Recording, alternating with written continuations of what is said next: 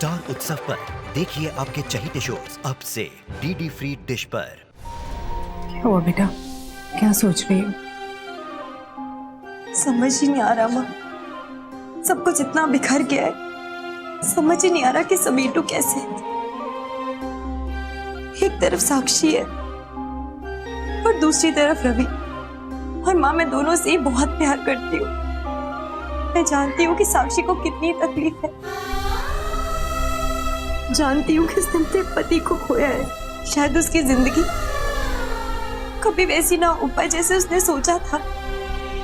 लेकिन माँ, रवि भी तो बेकसूर है, उसने कुछ नहीं किया है। अगर उसको सजा हो जाती है तो मैं अपने आप को कभी माफ नहीं कर पाऊंगी। और मैं चाहती हूँ कि मोंटी को भी इंसाफ मिले। मैं बुरी तरीके से फंस गई हूँ माँ, क्योंकि साक्षी समझने को तैयार ही नहीं है। आपने देखा उसने कैसे कोर्ट में कहा कि वो चाहती है कि रवि को कड़ी सी कड़ी सजा हो। मैं सोच भी नहीं सकती माँ, ये वही साक्षी है जिसने हमेशा रवि का साथ दिया। आपको याद है जब आपको लगता था रवि गलत है, तब साक्षी ने मुझसे कहा था कि रवि सबसे अच्छा इंसान है। मुझे उसने विश्वास दिलाया कि रवि कभी किसी के साथ कुछ गलत नहीं कर सकता। और आज मेरी वही बहन चाहती है कि रवि बच ना पाए, उसको बड़ी से बड़ी सजा मिले। माँ, मेरी समझ में ही नहीं आ रहा कि मैं कैसे समझाऊं उसे कैसे यकीन दिलाऊं कि रवि ने कुछ नहीं किया है। वो तो मेरी तरफ देखने को भी तैयार नहीं है माँ, ऐसे बेवकूफ है जैसे मुझे जानती ही ना हो। क्या करूं मैं समझ रही हूँ बेटा, तुम्हारे दिल पर क्या बीत रही है। साक्षी तुम्हारी लाडली बहन है और उसकी बातें तुम्हें बहुत हर्ट कर रही हैं। मुझे लगता है तुम्हें उससे एक बार बात करनी चाहिए, शायद तुम्हारी बात सुनकर वो अपनी सोच बदल दे। आपको लगता है कि वो मेरी बात सुनेगी? कोशिश तो करनी चाहिए ना। एक बार उससे बात करके आती हूँ।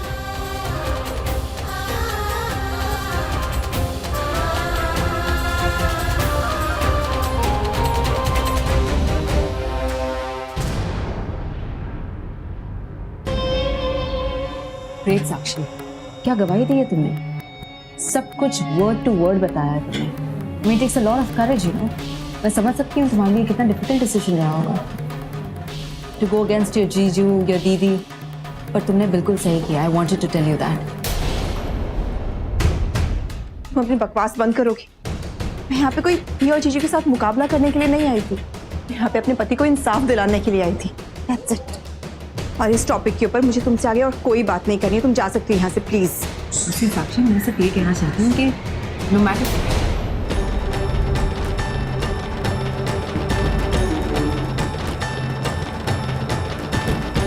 क्या 2 मिनट के लिए हम दोनों को अकेला छोड़ सकती हूँ? मुझे अपनी बहन से कुछ बात करनी है। Yeah.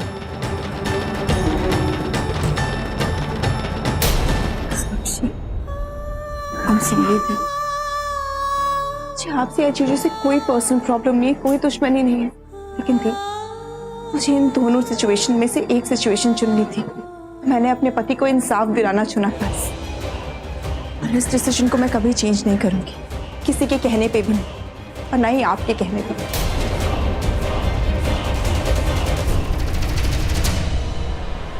ब्रेक का टाइम ओवर हो, कोर्ट रूम में जाना होगा।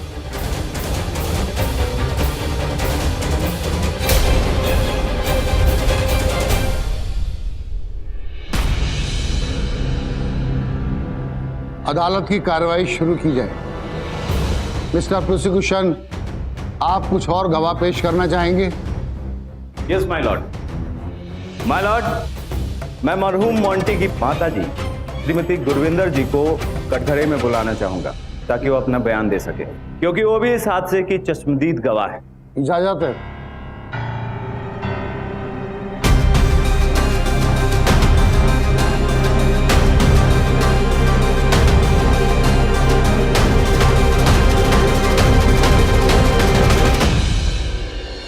गुरविंदर जी, अदालत को बताइए कि उस पार्टी वाली रात को आपने क्या देखा।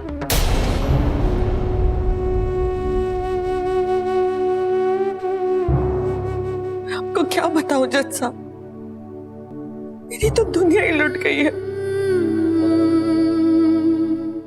मेरा बेटा मोंटी, मोंटी को इस रवि ने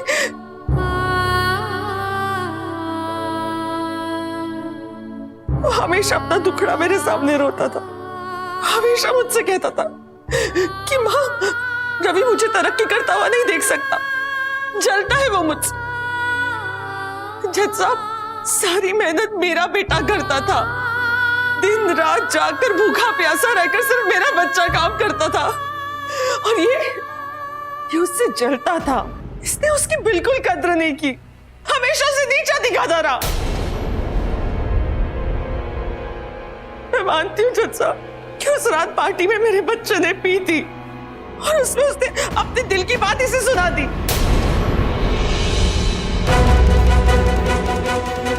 जो कि बर्दाश्त नहीं कर पाया क्योंकि उसने इसे आईना दिखाया था, पर वो कड़वा सच इसको बर्दाश्त नहीं हुआ, इसलिए इसने मेरे बेटे की जान ले ली।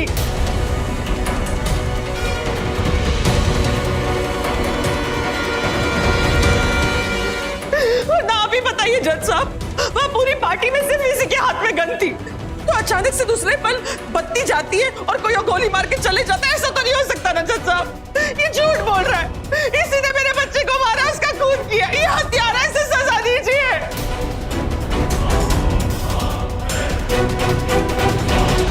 अब जाके अपनी जगह पे बैठ सकती हैं। माय लॉर्ड, मैं अपने अगले गवाह, उस पार्टी के ऑर्गेनाइजर, इवेंट मैनेजर को बुलाना चाहूंगा। इजाजत है।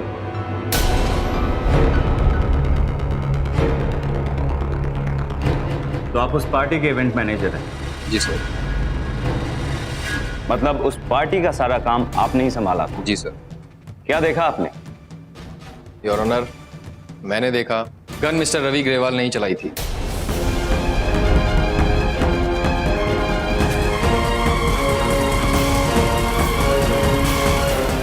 उस रात उन दोनों में बहुत बड़ा झगड़ा हुआ था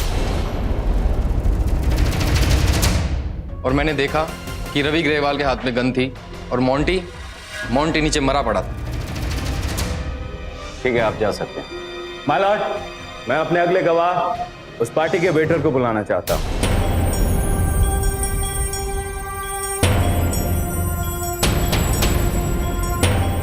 तो आप भी उस रात को पार्टी में मौजूद थे? जी हाँ। क्या देखा आपने, जज साहब को बताइए। जज साहब, मैंने खुद अपनी आंखों से देखा था कि इन्होंने ही मोंटी जी का खून किया था। इन्होंने अपने हाथों से गोली चलाई।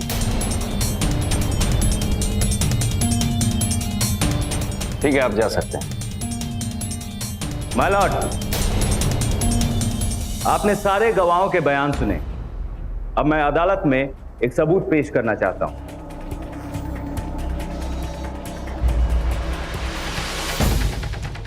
माय लॉर्ड, ये वो गन है जिससे मोंटी की हत्या हुई।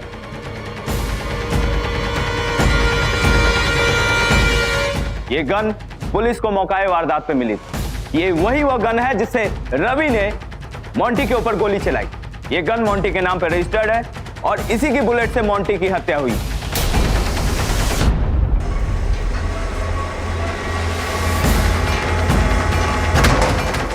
पोस्टमार्टम के दौरान यह बुलेट मोंटी की बॉडी से मिली थी। बुलेट और बुलेट मार्क्स दोनों मैच करते हैं माय लॉर्ड।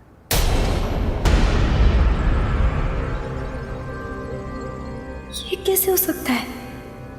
रवि को तो वो गन मेरे बैग से मिली थी और वो गन माँ की है। फिर ये मर्डर मोंटी की गन से कैसे हुआ?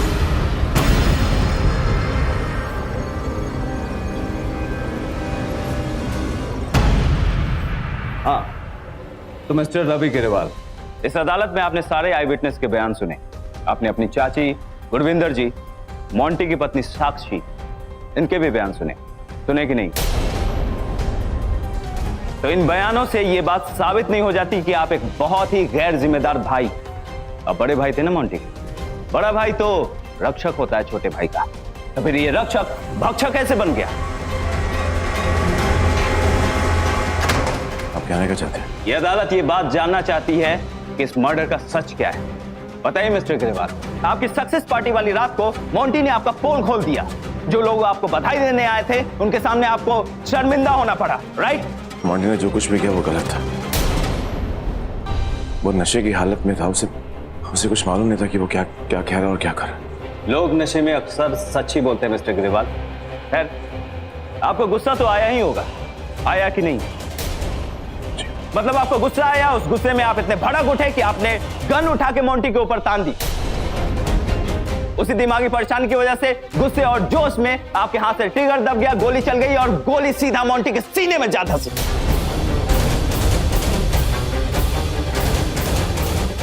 और मोंटी की मौत हो गई। हो सकता है कि गुस्से में आपको होश न रहा हो कि आप क्या कर रहे हैं। हो सकता है कि यह सब एक ही सेकंड में हो गया हो। यहां आपने गन तानी, उधर लाइट गई, आपके हाथ से ट्रिगर दबा और सब कुछ एक पल में खत्म।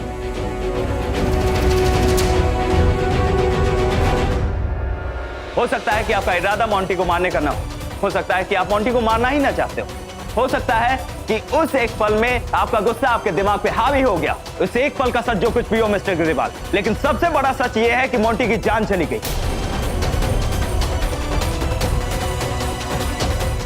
एक नौजवान होनहार लड़के की जिंदगी का अंत आपके हाथों हो गया मिस्टर ग्रेवाल, सिर्फ आपके। और सारे के सारे सबूत आपके खिलाफ बोल रहे हैं। अब आपकी बारी है, बोलिए मिस्टर ग्रेवाल, बोलो बोलो मिस्टर ग्रेवाल, सबको सच सच बताओ। अदालत सच सुनना चाहती है, सब आपसे सच जानना चाहते हैं। बताइए, मैं जो कुछ बोल रहा हूं सच है या नहीं? हाँ हाँ सच है।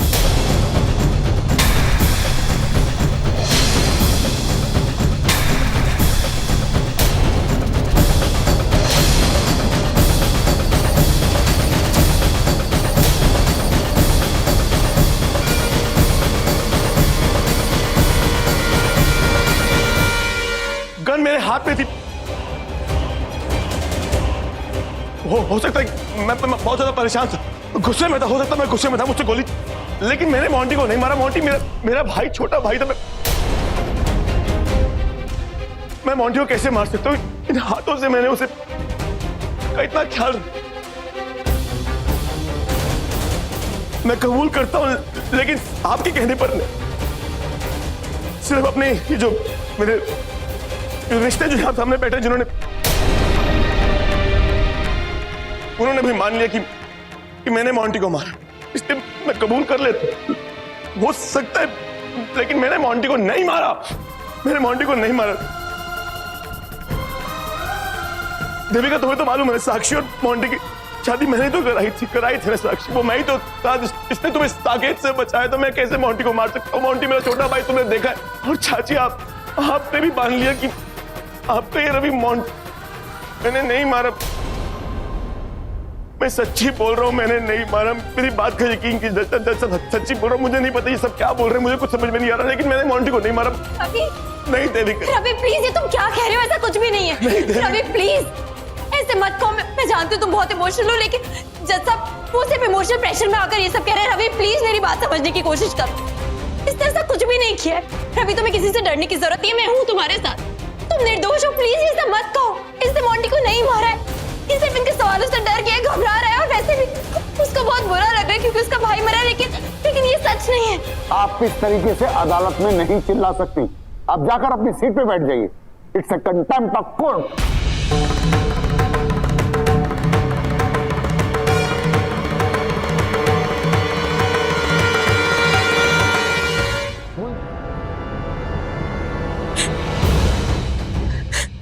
माय लॉर्ड, सब कुछ दूध का दूध और पानी का पानी हो चुका है। मुलजिम ने खुद अपना गुनाह कबूल कर लिया है, लेकिन इन्होंने अभी आधा सच कबूल किया है। लेकिन पूरा सच तो यह है कि एक सोचा समझा प्लान था। मुलजिम ने खुद अपने भाई को उकसाया ताकि वो उसके साथ झगड़ा करे और इसे उसे मारने का मौका मिल जाए।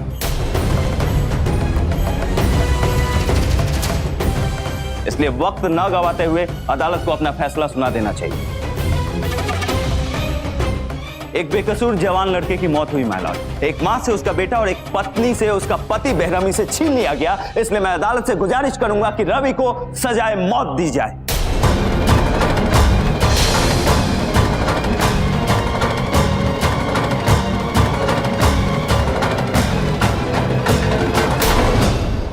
रवि प्लीज कुछ तो बोलो। ये सच नहीं है, प्लीज मैंने इस केस के हर पहलू को बहुत ही बारीकी से देखा है, गवाहों के बयान को सुना है, और तो और मुलजिम ने स्वयं अपना गुनाह कबूल किया है। अब ये केस शीशे की तरह साफ है, अदालत के सामने सच्चाई है, और वो सच्चाई है अदालत का वक्त समाप्त होता है। अब ये फैसला 3 दिन बाद इसी अदालत में लिया जाएगा। The court is adjourn.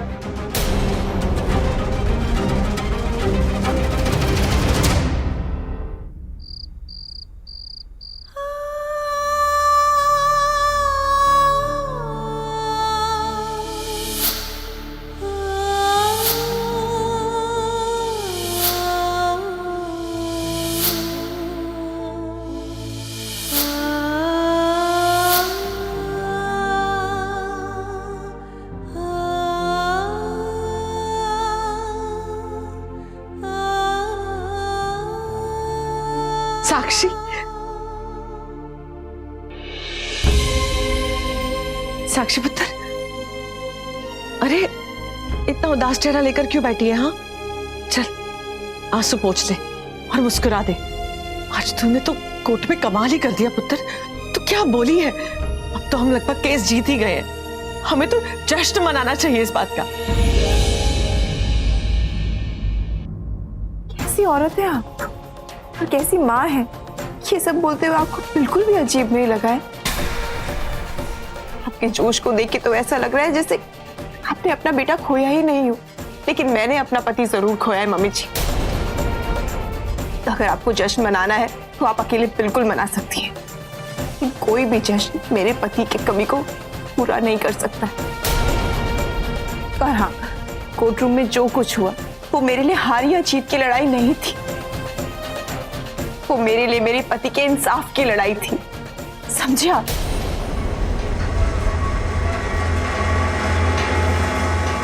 साक्षी पुत्र,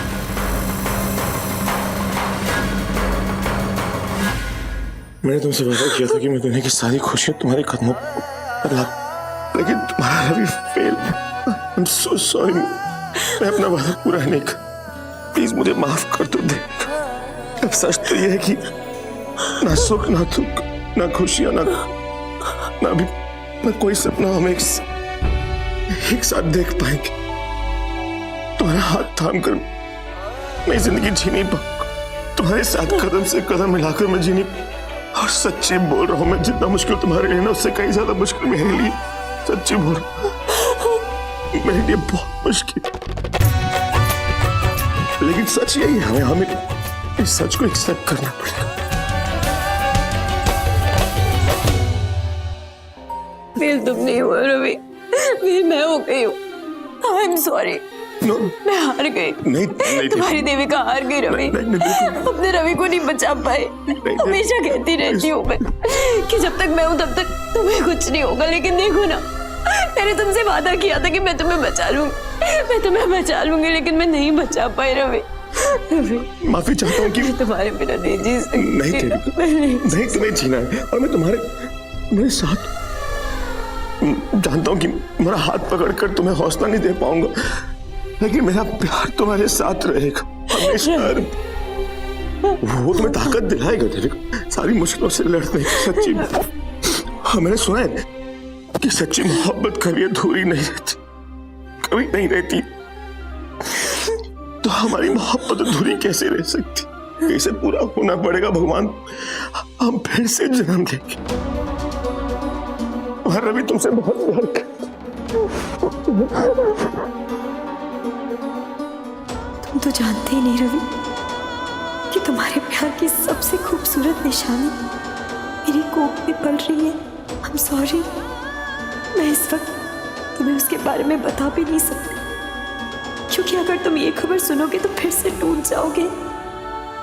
तुम्हें तो बच्चे की इतनी चाहत थी, सुनोगे तुम्हारा बच्चा आने वाला है तो फिर खुद को संभाल नहीं पाओगे। तुमने इतने सपने देखे हैं हमारे बच्चे को लेकर, और जब तुम्हें एहसास होगा कि वो सपना सच होने जा रहा है फिर भी तुम वो सपना मेरे साथ जी नहीं सकते, तो वो दर्द तुमसे बर्दाश्त नहीं होगा और मैं तुम्हारी वो निराशा, तुम्हारा वो दर्द, तुम्हारी वो तकलीफ देख नहीं पाऊंगी। तुम सॉरी, जो सच जानने का तुम्हारा पूरा हक है, वो सच तुम्हें नहीं बता सकती मैं, नहीं बता सकती मैं रवि।